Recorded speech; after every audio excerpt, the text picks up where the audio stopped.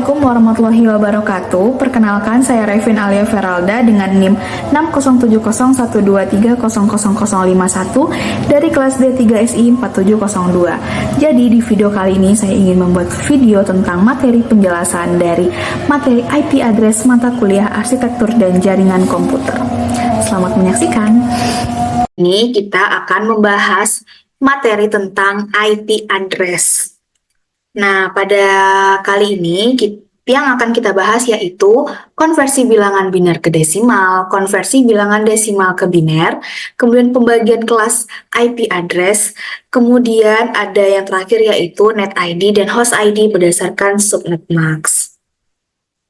Nah, yang pertama yaitu kita akan membahas tentang konversi bilangan biner ke desimal. Nah, pada konversi bilangan biner ke desimal itu ada aturan-aturannya. Yang pertama yaitu kita memposisikan angka yang ingin diubah atau angka biner ke dalam posisi sesuai urutan basis 8 bit. Jadi ketika kita dikasih soal terkait dengan angka biner, maka kita harus memposisikan angka biner itu ke dalam posisi sesuai urutan dengan basis 8 bit. Nah, 8 bit di sini dalam basis biner yaitu ada 128, ada 64, ada 32, ada 16, ada 8, ada 4, ada 2, ada 1. Kemudian, yang ketiga yaitu setiap angka biner yang mempunyai posisi nilai 1, maka nilai basisnya ditambahkan. Kemudian yang terakhir, setiap angka biner yang mempunyai posisi nilai 0, maka nilai basisnya diabaikan. Nah, untuk aturan biner ke desimal, aturan nomor 3 dan nomor 4 ini adalah aturan yang paling utama. Nah, kita langsung ke contoh soalnya. Nah, contoh soal di sini yang pertama, konversikan bilangan berikut dari biner ke desimal. Ini yang pertama ada 0000111, kemudian ada 000110111, kemudian ada 11110. Nah, langkah pertama kita itu harus memposisikan setiap bilangan biner ke dalam basis 8 bit. Jadi, ini semua adalah bilangan biner. Maka bilangan biner tersebut kita memposisikan ke dalam basis 8 bit. Misalnya nomor 1 itu ada 000000111. Jadi 0 pertama kita letakkan di basis 128, kemudian 0 kedua di 64, 0 ketiga di 32, 0 keempat di 16, 0 kelima itu di basis 8, kemudian 1 di 4, terus kemudian satu lagi di 2, satu lagi di 1.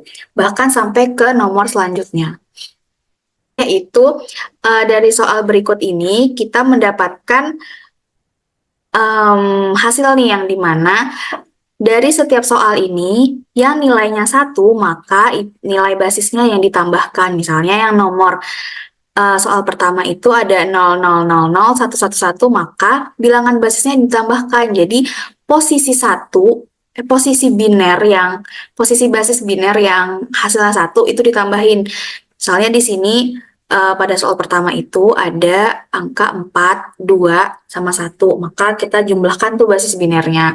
Untuk soal pertama itu hasilnya 7, nah soal kedua itu ada 16, ada 8, ada 2, ada 1, nah kita tambahkan hasilnya 59.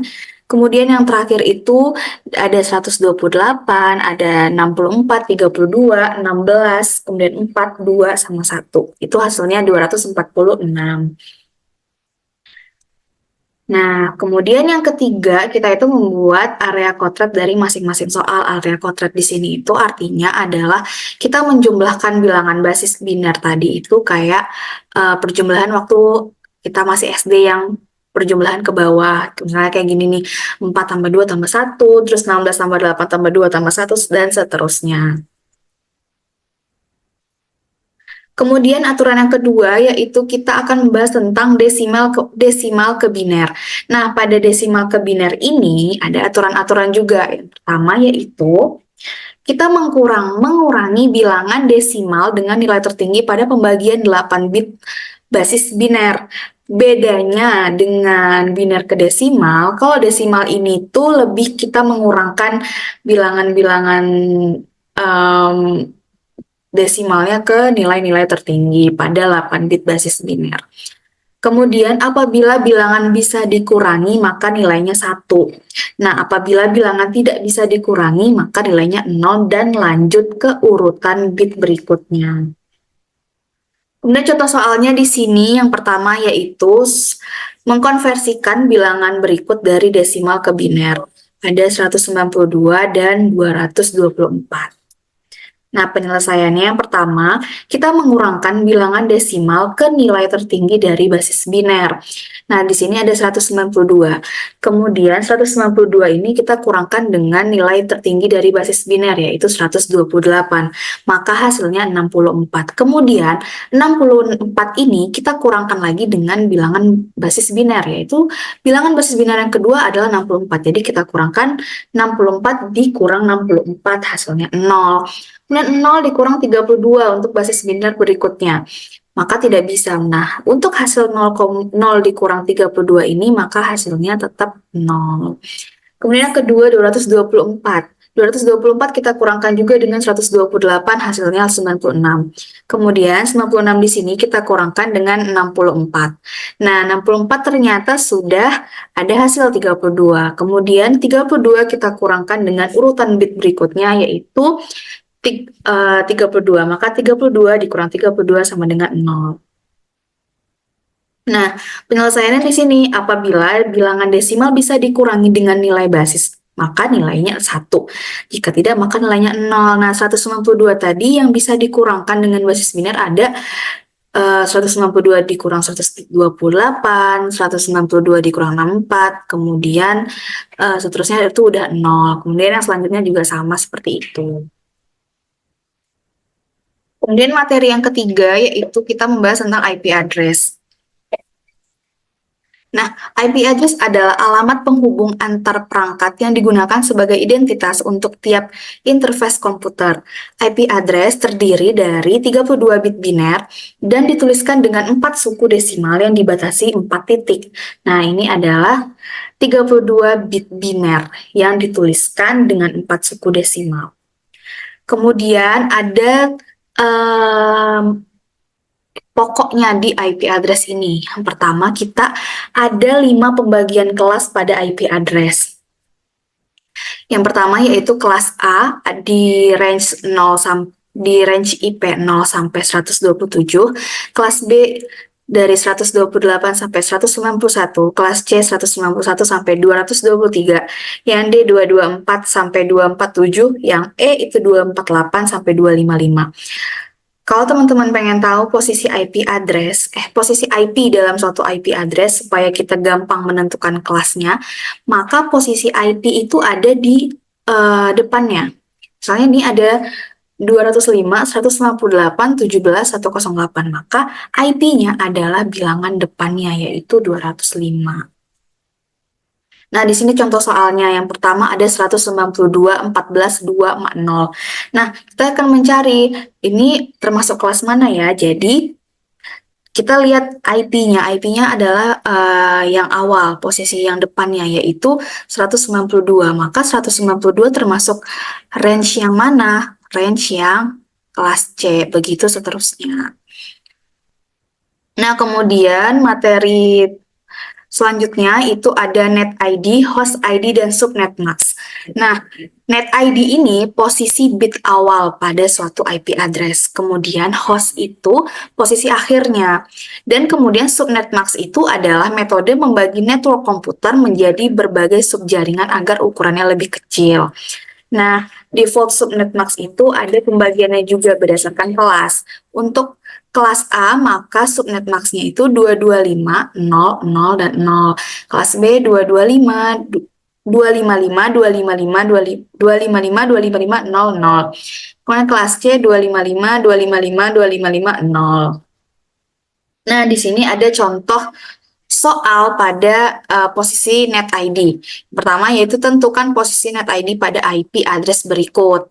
Ini ada 10, 251, terus 158, sama 217. Yang pertama, kita harus mengetahui masing-masing kelas IP pada IP address tersebut. Yang pertama itu 10, 251, dan 1. Nah, 10 ini IP dalam kelas apa? Jadi di sini ada kelas A. Nah, kalau kelas A, maka posisi net ID-nya adalah posisi angka yang pertama. Berarti pada 10, 2, 50, 1, dan 1 ini ya, posisi net ID-nya adalah 10 karena dia di kelas A. Nah, kalau kelas B, nih, ini kan 158 termasuk dalam range B. Jadi, maka posisi net ID-nya adalah posisi 2 pertama. Jadi, pada soal ini, posisi net ID-nya adalah 158,98. Kemudian seterusnya juga sama seperti itu. Nah, di sini ada contoh host ID. Kalau tadi kita membahas tentang net ID itu kan posisinya di depan, kalau host ID itu posisinya di belakang. Maka kalau misalnya di sini ada soal, kita menentukan posisi host ID pada IP address. Misalnya 198.125.87.177. Nah, 198 ini termasuk kelas C, maka kita menghitung dari 3 terdepan, jadi 1, 2, 3. Nah, yang tidak dapat pada range kelas B itu tuh adalah 177. Maka sisanya dari soal ini itu atau dari kelas C ini adalah 177. Maka 177 inilah yang termasuk dengan host ID. Kemudian ini juga sama. Ini ada 10, 15, 1, 2, 3, 50. Nah, 10 itu kan kelas A. Maka 3 di belakangnya itu termasuk host ID.